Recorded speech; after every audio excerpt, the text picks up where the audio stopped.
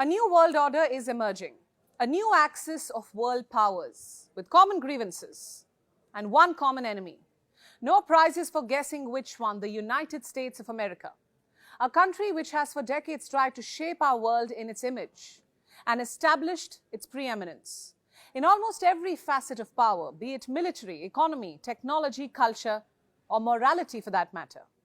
It is America the world looks up to, all thanks to its global influence networks and, of course, the American PR machinery. But what if I tell you that things are changing? That America's global empire is crumbling, the hegemony of Western nations is dying, and a new alliance is looking to replace it, an alliance led by three countries: Russia, China, and Iran. The three most sanctioned countries in the world. They seem to have formed a rather informal alliance of convenience, a loose alliance of sorts which the West is calling a troika of tyranny and a triad of bullies. What have they done to deserve such titles, and can they really reshape the prevailing world order? Or will they instead push the world into further disorder? And above everything else, where does India fit in this new axis? Does it have any reason to worry? We'll find out over the next few minutes. Hello and welcome to Gravitas Plus. My name is Priyanka Sharma. A new global alliance is now in the making, an alliance between China, Iran, and Moscow. They're forging their strategic, defense, and economic ties. It doesn't take a genius to notice the pattern. Just look at some recent developments. Ever since Russia invaded Ukraine, the three countries have come closer. Yes, China is uncomfortable with the war, but it still provides Russia with a diplomatic umbrella. It is also helping Moscow economically by rejecting the G7's price caps on oil. The same case with Iran. It is still buying Russian oil and sending weapons in return. Yes, for the last 1 year, Tehran has sent countless kamikaze drones. And if reports are to be believed, it might just send ballistic missiles by this October. These deals are being accompanied by state visits. Leaders and officials from all three countries have been frequently flying to each other's capitals. In July last year, the Russian president went to Tehran. He met his counterpart, Ebrahim Raisi, and discussed strengthening bilateral ties. Contrary to expectations, Iran didn't downplay this visit. In fact, it rolled out a red carpet for Vladimir Putin. The Iranian oil minister personally went to greet Putin. And then in November, a group of Russian security officials visited Iran. Their aim was to find ways to counter Western pressure on both countries. Syria is another good example.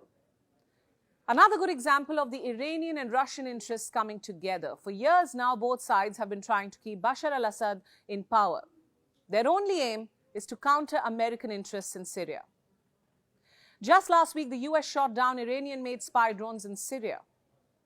And if we speak of Russia, despite being militarily involved in Ukraine, Russia still maintains a military presence in Syria, an indication that it's not leaving the country anytime soon.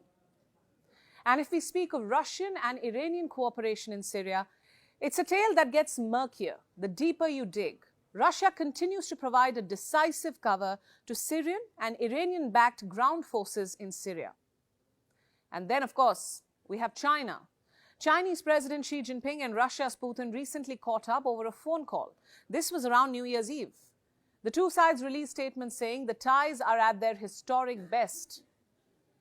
What's more, Putin said he's expecting a state visit from Xi Jinping soon. "We are expecting you, dear friend," was the message from Moscow. We are hardly surprised. The entire world knows about China's bonhomie with Russia, and we'll focus on China's love affair with Iran, an affair getting intense by the day. You see, in 2021, China and Iran signed a 25-year comprehensive strategic partnership deal, a deal that has given China its deepest ever foothold in Iran, with many Iranians even saying that the deal has literally sold Iran to China. But the Islamic Republic's leadership doesn't see it that way. Why? Because in return, Iran was made a permanent member of the SCO, the Shanghai Cooperation Organization, a body led by China. It's the largest regional organization in terms of world population, global GDP, and geographic scope.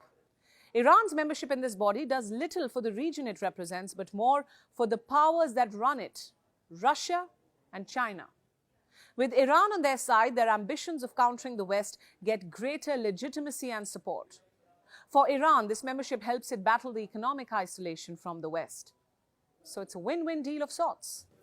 In December last year, China's Vice Premier Hu Shunhua flew down to Tehran, and more recently, Iran's president visited China, Ebrahim Raisi.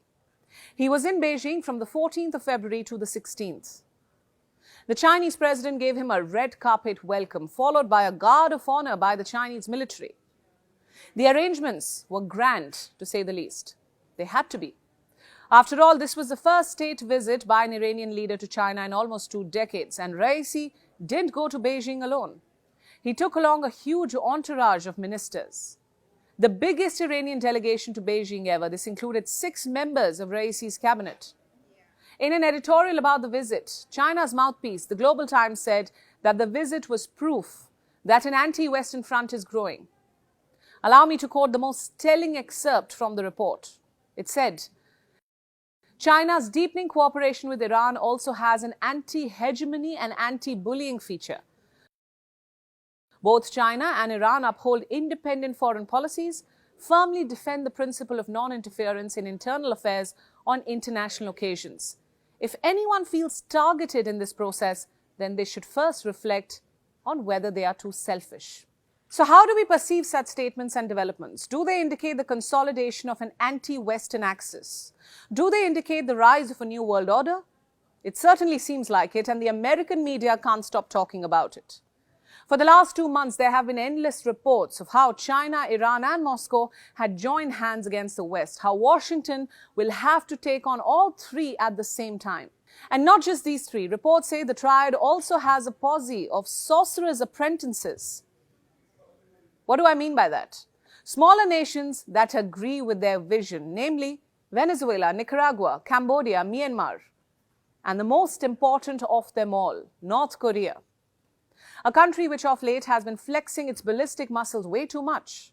So to put it simply, China, Russia and Iran want to unite all like-minded countries behind them and use them as a solid front to counter Western hegemony. This seems like a page straight from the Western alliance building playbook. In the days ahead, you can expect these countries to go all guns blazing on the West.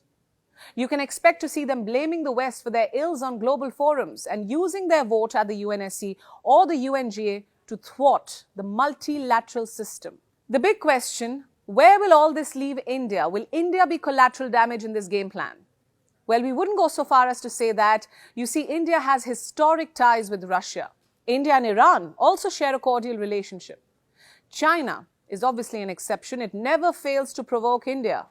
Yet, New Delhi and Beijing have managed to not let the tensions flare up dramatically. So should India worry about this alliance? We don't think so. This triad just has one rotten apple as far as India is concerned, China. I don't think the other members of this alliance, both present and future, would square off against India, especially Russia and Iran. One can't imagine these two joining an anti-India alliance. In fact, this alliance isn't even about India. It's about the West, its monopoly, its dominance, its brazen lectures, and its selfish wars. My point is simple. Russia, China and Iran may have their own ulterior motives. They may have their own differences with the West, but their plan might find takers simply because way too many countries are fed up with the West treating the world like their playground, waging wars at whim, imposing sanctions at whim and preaching to others at whim. Their superpower status may have crumbled, but their sense of entitlement clearly has not.